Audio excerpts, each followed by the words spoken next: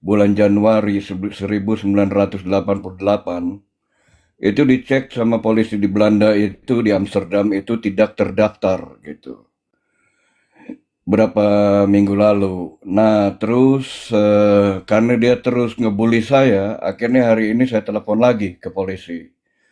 Saya minta tanya, kalau dia itu masih tetap ngebully saya, coba tolong dicek. Akhirnya polisi kasih minta waktu 10 menit untuk ngecek dia lagi. Dia bilang tidak terdaftar, nggak ada di sistem gitu. Nah, setelah itu hari ini juga saya dapat kabar dari imigrasi di Belanda itu kalau dia itu mengajukan proses waka gitu, minta swaka. Dia ada beberapa berkas dari polisi-polisi di Indonesia gitu untuk mengajukan swaka kan mesti ada alasannya. Kenapa orang ini mengajukan swaka gitu, ada apa, kenapa dia mesti lari dari Indonesia begitu. Sebelum ini minggu lalu itu saya pernah cek ke 3 universitas di Belanda untuk program arkeologi. Program arkeologi yang dapat beasiswa itu hanya ada di 3 kota. Satu di Amsterdam Vrije Universiteit, satu di Leiden, satu lagi di Groningen. Itu untuk master program dengan program bahasa English speaking program gitu ya, karena dia nggak mungkin ngambil program bahasa Belanda, dia nggak bisa bahasa Belanda. Saya cek ketiga universitas itu nggak ada nama dia. Waktu saya dapat kabar hari ini dari imigrasi di Belanda itu, saya memberanikan diri, saya telepon Pastor Paul Sang gitu hari ini tadi berapa jam lalu. Akhirnya ya saya dikasih tahu karena pastor itu juga yang menolong dia untuk mendapatkan swaka gitu. Dan dia juga mulai marah karena dia juga ngebully si Edwin ini ngebully si Paul Sang gitu. Pernah tinggal di rumah si Paul Sang diusir gitu. Saya dengar sendiri dari mulut dia hari ini gitu. Nah besok saya jam 2 siang, tadi saya sempat telepon ke imigrasi di Belanda, ditelepon cuman saya potong. Saya bilang saya bukan tipe orang yang ngobrol untuk ditelepon. Jadi besok jam 2 siang waktu Belanda saya akan datang ke spesial tempat untuk yang orang-orang ngambil swaka gitu yang dari yang dari kemarin tuh dari Syria, dari apa yang semua orang yang minta swaka itu ada di situ, tempatnya asilum di Asil Suker. Saya besok akan melaporkan dia gitu. Sampai saya juga disebutkan dia itu ada orang kenalan di ambasade bagian intelijen yang suka komunikasi sama si Edwin. Pak Bom Bom boleh lihat itu WA-nya yang bagaimana Pak Bom Bom. Nah itu yang saat ini karena dia sendiri masih tetap di TikTok, di YouTube, dia masih ngomong kalau dia itu sekolah dapat program beasiswa. Bagaimana dia mengaku dia dapat program beasiswa itu kalau namanya itu nggak ada di sistem di Belanda. Kalau di Belanda saya nggak tahu di Eropa di mana gitu. Cuman kalau di Belanda itu kalau orang yang ada mau sekolah, mau kerja, mau apa namanya, mau tinggal itu kalau dipencet nama asli sama tanggal lahirnya, kalau nggak ada di sistem orang itu nggak ada gitu. Jadi berarti orang itu ilegal. Kalau dia lagi mengajukan proses untuk suaka, berarti dia masih belum terdaftar karena lagi diproses gitu. Ya saya udah bilang dengan jelas, Edwin Umeo Huta Barat, tanggal lahir 0601 1988 itu nggak ada di sistem. Jadi kalau dia mau bilang beasiswa, dia mau sekolah di ini itu bohong. Saya lebih percaya sama polisi di sini daripada sama dia gitu. Karena kalau terdaftar itu dia masuk di sistem, di sistem polisi pertama kalau di sini gitu. Jadi dia masuk di sistem imigrasi, imigrasi itu kalau di Belanda itu semua tuh terkait gitu. Kayak saya buat kriminal di Belanda, saya lari ke Poland. Dia bisa menemukan begitu kalau saya ada masalah atau saya keluar dari airport itu saya dicekal gitu. Sama lah kayaknya dengan di peraturan internasional begitu kalau pencekalannya. Cuman karena Eropa itu EU, European Union, itu sistemnya tuh sama gitu mereka. Kalau kita tahu nama asli sama kebor apa sama tanggal lahir itu dia bisa di apa namanya bisa tahu siapa orang itu. Itu aja yang saya kasih tahu. Nah sekarang 1 jam lagi Pak Bambang udah saya kasih WA, saya akan telepon ke kedutaan, saya mau cari siapa orang yang ada apa suka komunikasi sama Edwin Umeo Huta Barat itu.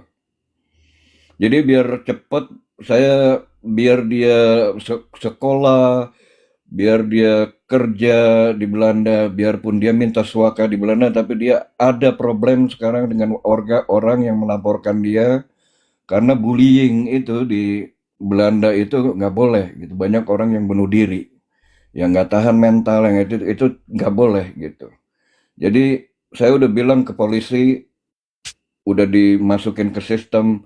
Kalaupun dia mau dideportasi juga, dia mesti ketemu saya dulu, mesti menyelesaikan permasalahannya dengan saya bilang. Maka itu kalau ada apa di Indonesia jangan dilaporkan karena dia lagi statusnya lagi proses untuk minta suaka. Semakin orang yang di Indonesia melaporkan dia punya punya kekuatan di sini. Tuh lihat saya nggak bisa pulang ke negara saya karena saya mau dibunuh gitu. Seumpamanya itu kan orang minta suaka begitu. Nggak mungkin orang minta suaka itu, saya mau minta suaka, nama pemerintah juga kan ditanyain, kenapa kamu meminta suaka? Ada apa yang terjadi dengan kamu gitu kan? Kalau dulu dengan alasan Islam Kristen bisa dipercaya. Tapi kalau zaman sekarang ya orang lebih modern di Indonesia aman-aman aja gitu. Kan kalau zaman dulu status di Maluku, status di Poso itu orang bisa percaya pemerintah. Tapi zaman sekarang udah lebih mutakhir gitu. Itu aja yang dari saya gitu, Ah, yang dari Oke, saya. jadi Lai Rudi, sebenarnya dari keributan ini semua dari Metatron, Lai. Jadi dia memang sengaja. Ini ada isu baru lagi. Dia mengatakan pendeta Apolos itu ada pelecehan, baru dipecat jadi pendeta. Coba. Dia tadi ada, kalau mau dengar saya putar videonya. Jadi dia sengaja bikin begini supaya dia bisa mendapatkan suaka di Belanda. Dia bikin kericuhan apologet Kristen di Indonesia.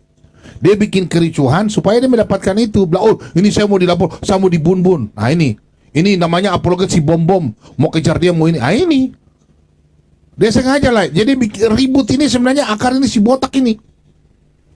Jadi saya sendiri dengar barusan berapa jam lalu saya ngobrol dengan Paul Sang gitu. Saya ngobrol pribadi dengan dia gitu.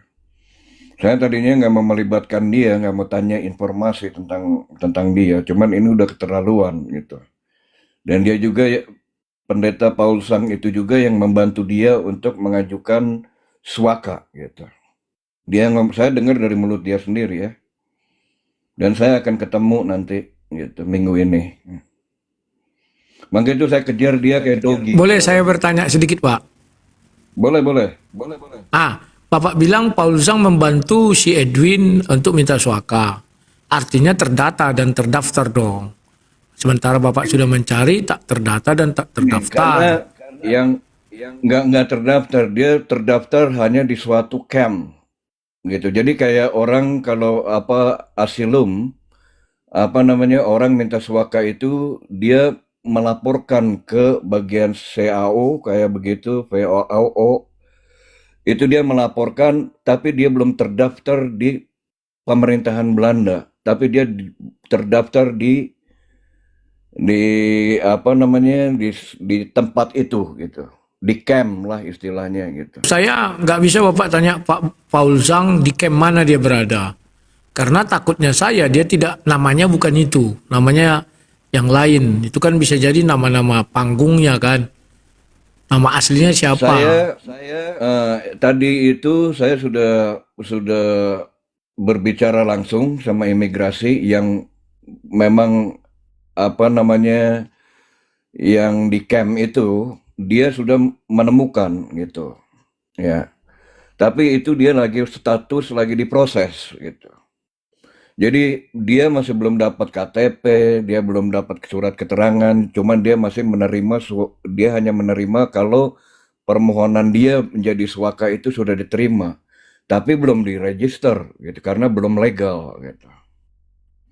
Jadi sistem asilum itu, sistem suaka itu di Belanda kayak orang Syria datang, dia tuh ditaruh di satu camp, kecuali kalau kalau dari Syria, dari mana-mana itu dia lari ke camp itu. Dari camp itu ada yang ditampung, ada yang nggak ditampung gitu.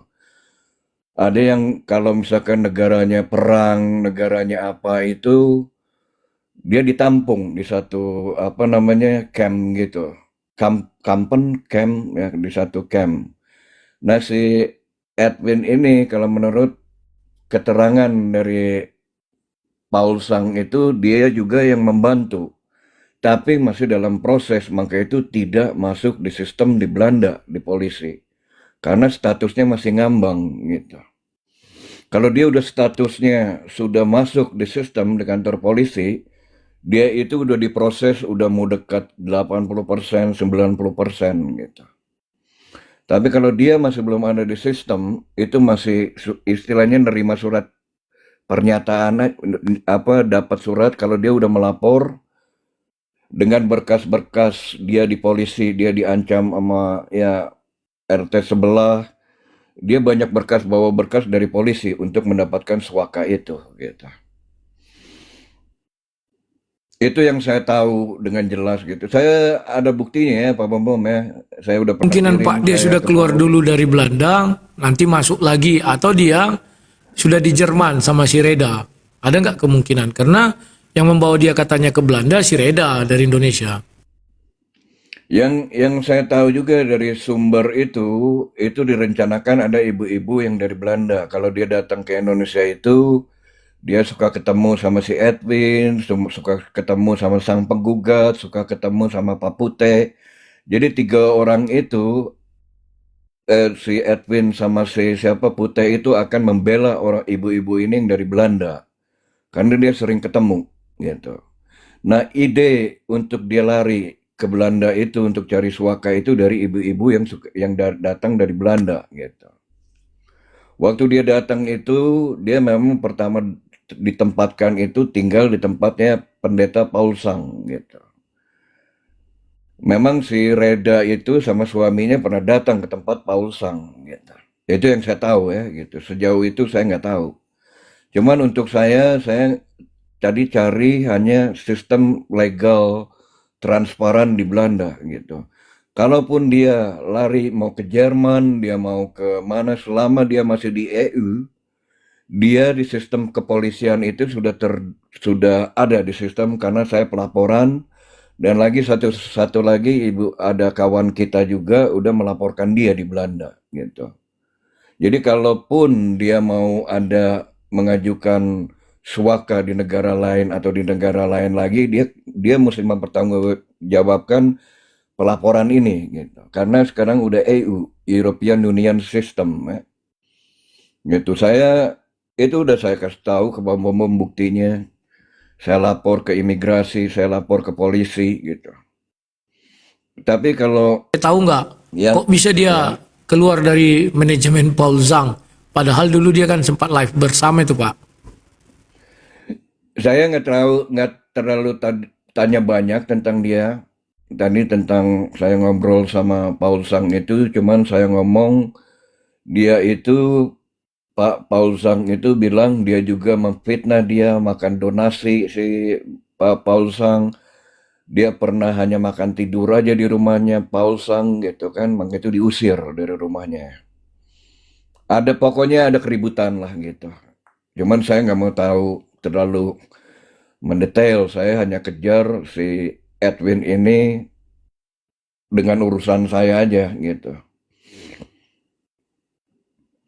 Itu yang saya tahu jelas gitu tadi. Karena Abang saya Kes kan, berapa- Abang Kes kan warga Belanda.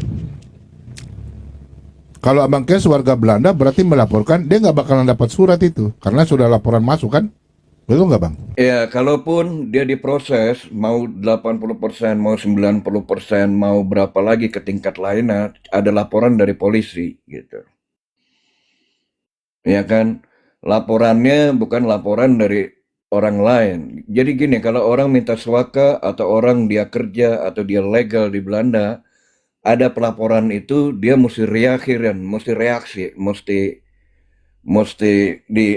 diselesaikan itu laporan dari polisi. Kayak saya ada yang melaporkan seumpamanya yang saya tunggu tuh dari si Bemo tuh, si Reda Marbun. Dia kan katanya mau deportasi saya. Bagaimana saya mau dideportasi? Saya warga negara Belanda. Mau dideportasi kemana saya? Gitu kan, saya beda dengan dia yang masih pakai paspor Indonesia gitu. Ini saya bukan diskriminasi gitu ya, cuman omongan dia tuh blunder gitu. Nah, kedua, dia bilang dia udah ke pengacara. Kalau memang dia ke pengacara, sistem polisi, polisi kalau ada laporan itu dia pasti panggil saya. Tapi otoritas polisi di Belanda sama polisi di Jerman itu beda otoritasnya. Mereka saling menghargai sistem di sana gitu.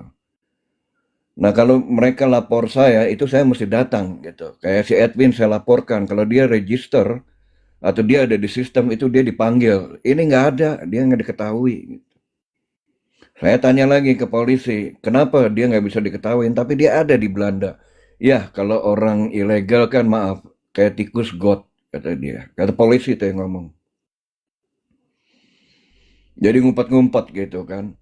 Dulu saya juga pernah dibilangin sama si Lisa itu, yang ibu-ibu dari Belanda itu, bahwa anaknya itu pernah mau ngasih kerja dia gitu. Dan dia juga kan masih tetap tadi malam juga dia ngomong dapat program beasiswa, program apa di Belanda, mana mungkin gitu. Kayak saya warga negara lain mau sekolah di Indonesia itu ada prosedurnya. Sekolah universitas saya akan tanya KTP saya di mana, izin tinggal saya bagaimana. Kalau program beasiswa, universitasnya juga bisa membuktikan gitu kan, bisa dia register karena dia sekolah di Belanda itu. Bisa diregister ke sistem di kepolisian gitu. Tapi kalau polisian bilang sendiri dia blank, tapi biar bagaimana karena dia sudah dilaporkan itu dia dicari gitu. Cuman kan dicarinya nggak kayak cari maling gitu kan. Edwin itu kan hanya dimasukin ke sistem. Kalau dia ada sesuatu ketahuan atau dia nanti face kamera ketahuan di sistem polisi ya diangkut gitu. Pertama yang dia mesti selesaikan itu urusan dengan saya gitu. Karena saya melaporkan gitu ke dia. Itu aja, itu yang saya tahu ya. Anu Pak, izin ya. Sebenarnya Edwin ini kalau kata Pak Bom Bom buat kerusuhan ini semuanya, apa namanya itu, dia keliru. Nggak cerdik seperti Paul Zhang. Kalau Paul Zhang dulu memang menghujat RT 6 dan dia dilaporkan ke polisi, jadi cepat prosesnya. Si Edwin yang dihujatnya sesama Kristen. Nah, sesama Kristen ini ada di Belanda ya. Jadi itulah ibaratnya blunder dari si Edwin. Edis juga begitu, mencoba dia menghujat terus biar cepat dilaporkan ke polisi, tapi sialnya nggak ada yang melapor. Jadi sampai sekarang ya adem-adem aja gitu ya. Agak lama prosesnya. Itu tambahan dari saya Pak, terima kasih. Ya itu memang benar gitu. Jadi dia itu memang sekarang dia berusaha memfitnah dia ini biar nanti semakin orang di Indonesia melaporkan dia, semakin dia ada kekuatan di sini gitu. Tapi untuk saya itu kan programnya dia sendiri. Sekarang program saya pribadi, saya melaporkan dia ke polisi, dia mesti ada tanggung jawab dengan saya gitu. Dan lagi kalau dia minta suaka, besok saya mau ada pertemuan dengan imigrasi di Belanda tentang tempat untuk orang yang menangani tentang orang-orang yang minta suaka. Saya minta supaya dia dipulangin aja. Gitu. Karena di Belanda juga nantinya yang saya kecewa sekali sama dengan tadi saya dengar sang debater ya. Kenapa dia mesti memfitnah orang-orang Kristen gitu aja, itu yang saya sesali gitu. Memfitnah, bohong, saksi dusta, itu aja. Dan saya Yo, selamat malam, Pak Bom Bom, sang debater dan Bang Kes. Malam lah. Ya, ini izin Pak Bom Bom, Pak sang debater. Edwin ini apa ya motivasinya sehingga dia mengattack orang-orang kekristenan yang ada di Indonesia, khususnya ya kita yang berapologia lah ya. Ya, semua diserang sama Edwin ini. Oi Edwin. Bahlul juga si Edwin ini. Tolong direkam, saya ngomong Timothy sama dia. Bahlul itu. Si Reda ini juga nih. Ini dua aja nih menjadi biang kerok di dalam kekristenan apologia di Indonesia. Saya yang ngomong. Apalagi si Edwin, semua perempuan dilawan, orang tua dilawan. Apa motivasinya? Saya lihat juga viti-vitinya. Ini dilawan, ini dijelek-jelekin, ini. Apa sih motivasi si Edwin ini? Gak tahu ini agamanya apa si Edwin ini. Gak jelas. Timothy kena. Timothy turun dulu. Bom, sekali lagi Bom, kasih lihat laporan saya ke IND sama polisi. Iya, oke. Aduh, teman-teman, kita sudah kena ini. Pak Timothy nanti kalau ini tolong jangan ini ya, bicara nanti kita kena 2 kali langsung kita rumkat ini. Iya, Pak Timothy kena. Sebentar ya. Yang saya tahu kan mereka itu supaya Rudi Yohanes sama Pak Bom itu padam. Yang saya tahu, gitu. Saya ya orang dari luar itu yang memperhatikan itu, gitu. Yang tiba-tiba ada polisi apologiat ini bisa live, ini enggak. Si Herder tetap naik, gitu. Ini mesti naik, ini enggak. Siapa dia kayak polisi kayak apa Donald Trump kan? Ini mesti padam, ini enggak, gitu. Siapa dia, gitu.